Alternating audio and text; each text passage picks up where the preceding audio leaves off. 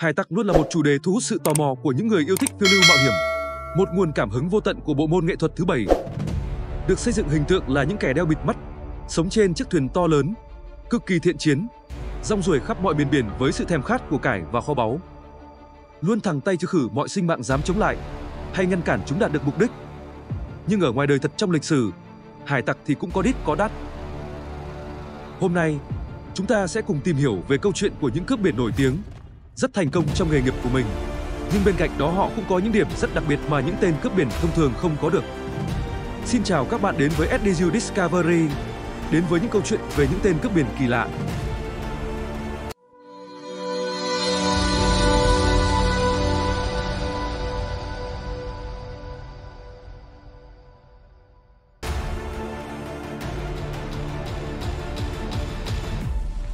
Trong khoảng thời gian từ 1719 đến 1722, có một cái tên đã trở thành nỗi khiếp sợ của bất kỳ người đi biển nào.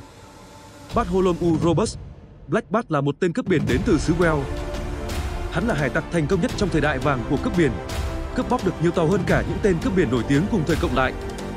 Ở giai đoạn đỉnh cao sức mạnh, Roberts có một hạm đội gồm 4 tàu và hàng trăm tên cướp biển. Sự thành công này có được là nhờ tính tổ chức tốt, sự uy tín và táo bạo của tên cướp biển. Black Bart có thói quen cướp tất cả những con tàu xuất hiện trên chuyến hải trình của hắn.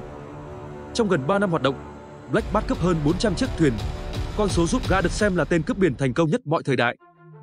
Với khả năng trấn lột thuyền như một chuyên gia, Bartholomew Roberts xứng đáng với sự nổi tiếng của mình trong lịch sử.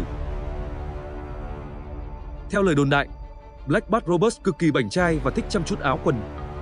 Khi tham chiến, hắn luôn khoác áo choàng đỏ sẫm, quần ống túm và mũ lông vũ đỏ tươi. Ngang ngực là sợi dây chuyền với mặt thánh giá nạm kim cương, công phẩm của nhà vua Bồ Đào Nha, chiến lợi phẩm mà Roberts đã đẫng ngay trên đường gửi đến Bồ Đào Nha. Sinh năm 1682, Black Bart Roberts bước chân vào thế giới cướp biển khá muộn ở tuổi đời 36. Đó là khi Roberts chấp nhận trở thành cánh tay phải đắc lực của cướp biển Howell David sau gần nửa đời làm thương nhân. Dù ban đầu còn do dự nhưng cuối cùng Roberts cũng nhận ra, cướp biển chính là cuộc sống cho hắn. Tất cả những gì hắn hằng mong ước, tiền bạc, trang sức và những trang phục sang trọng.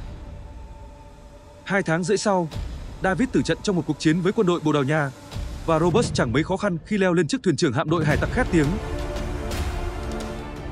Một điều bất thường mà khi nhắc về Roberts, ai cũng phải lấy làm kinh ngạc. Hắn đặc biệt kỵ giờ với cờ bạc, rượu chè. Roberts cấm tiệt mọi hình thức bài bạc, rượu chè bê bát trên tàu. Không những thế, hắn còn khuyến khích thủy thủ đoàn của hắn chăm chỉ cầu nguyện. Chưa ai từng nhìn thấy hắn trong tình trạng sai khất vì rượu chè.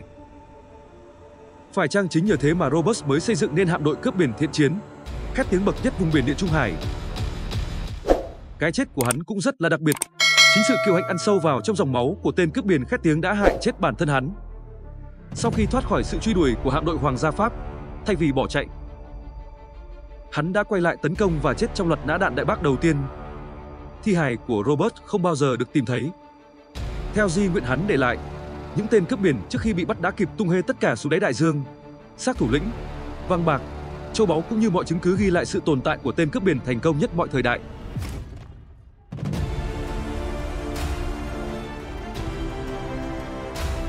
Nếu như Roberts là nổi tiếng nhất trong nghề nghiệp của mình, thì Calico Jack là cũng một tên cướp biển nổi tiếng không kém nhưng ở một mặt khác. Không phải là một tên cướp biển thành công, nhưng Jack thành đạt theo một cách khác khi biến cuộc đời hải tặc của gã trở nên cực kỳ thú vị. John Jack Rackham được gọi bằng cái tên đầy nổi tiếng là Calico Jack, chỉ vì đơn giản là hắn thường xuyên mặc áo bằng vải calico. Tuy nhiên, điều khiến Calico Jack trở nên khác so với cướp biển nói chung, đó là sự hiện diện của 2 nữ thủy thủ trong đoàn của hắn. Và 2 nữ thủy thủ này có ảnh hưởng như thế nào thì sẽ được nói đến ở phần sau. Trong sự nghiệp ngắn ngủi từ 1718 đến 1720, Calico Jack không kiếm được nhiều của cải. An toàn đi khắp biển Caribe là nhờ vào đầu óc xảo quyệt và cái thói đâm sâu lưng người khác. Dù không nổi tiếng bởi khả năng lãnh đạo hay số của cải cướp được, nhưng việc tạo ra biểu tượng mới trên lá cờ hải tặc của Calico lại có sức ảnh hưởng lớn cho thời đại ấy. Trước thời của Calico, cờ hải tặc thường có biểu tượng một bộ xương người kèm với một vũ khí hay đồ vật nào đó. Chẳng hạn như cờ của dâu đen Black Bear là bộ xương một tay cầm đồng hồ cát, một tay cầm giáo đâm vào trái tim.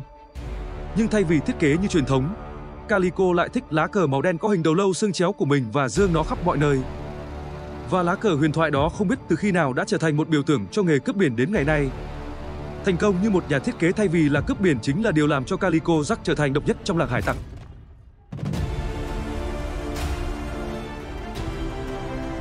Như được đề cập ở trên, trong đoàn thủy thủ của Calico Jack có 2 cướp biển nữ đã đem lại tên tuổi cho hắn. Đó là Mary Read và Anne Bonny, người tình của Calico. Đây thực sự là 2 nữ thủy thủ đầy độc lập, dũng cảm và gan dạ không kém bất kỳ một thủy thủ nào khác. Có tin đồn cho rằng Bonny đã từng đánh một gã đàn ông thừa sống thiếu chết khi hắn tìm cách quấy rối cô. Bonny còn nổi tiếng bởi khả năng tu rượu như nước lã, múa kiếm với các thủy thủ khác. Đối với câu chuyện của Read, không khó để cô được làm việc trên tàu giữa một đoàn thủy thủ nam. Read từ nhỏ đã được nuôi dưỡng như một đứa con trai vì mẹ cô đã buộc phải tìm cách giấu nhà nội về cái chết của anh trai cô. Họ cũng định hướng cho Read để trở thành một thủy thủ trong tương lai. Và như số phận đã định, thuyền của Read bị Calico Jack chiếm đoạt trên đường đến Caribe. Read đã trở thành cướp biển trong bộ dạng của đàn ông năm 1720. Tại đây, cô trở nên thân quen với Anne Bonny. Trong các trận cướp bóc, Bonny và Read chiến đấu ăn ý bên nhau. Trên tay cả hai luôn lăm le dao dựa và súng lục. Họ chiến đấu rất hăng và sẵn sàng làm bất cứ điều gì, một nạn nhân kể lại. Đến cuối năm 1920, thuyền của Calico bị tàu săn hải tặc lớn hơn nhiều về số lượng tập kích và khống chế. Calico xin hàng nhưng Bonny và Read thì không. Hai nữ hải tặc vung kiếm và bắn trúng trả người của tàu săn hải tặc. Read hét lên với đồng bọn, nếu các anh là đàn ông thì hãy đứng lên và chiến đấu như những người đàn ông thực sự. Tuy nhiên, không một ai đáp lại lời kêu gọi đó. Wrexham bị treo cổ vào ngày 18 tháng 11. Yêu cầu cuối cùng của y là được gặp Bonny. Bonny nói với y rằng, nếu anh chiến đấu như một người đàn ông thì anh đã không phải bị treo cổ như một con chó. 10 ngày sau, Bonny và Read cũng bị kết án treo cổ. Tuy nhiên, họ được hoãn thi hành án vì cả hai cùng có thai. Read chết trong tù vào tháng 4 năm 1721, nhiều khả năng là do bị sốt khi sinh con. Không có hồ sơ ghi nhận việc Bonny được thả hoặc bị hành hình. Có tin đồn là cô đã được chuộc ra và quay lại cuộc đời cướp biển với một cái tên mới. Hải tặc vào giai đoạn thế kỷ 17-18 đúng nghĩa là một nghề nghiệp được rất nhiều người yêu thích. Nó đem lại lợi ích, danh vọng, quyền lực và của cải cho những người theo đuổi nó. Tuy nhiên, cũng không ít người bỏ mạng vì cái nghề đặc biệt này. Những tên hải tặc được nêu trong video này có thể không phải là những người nổi tiếng nhất, nhưng họ có những đóng góp trong việc vẽ nên một bức tranh toàn cảnh về cái gọi là ngành nghề hấp dẫn, mang lại nhiều màu sắc huyền bí nhất trong giai đoạn hàng hải thế giới phát triển mạnh mẽ. Cảm ơn các bạn đã theo dõi câu chuyện cùng SDU Discovery, câu chuyện về những tên hải tặc kỳ lạ nhất. Xin chào và hẹn gặp lại trong video sau.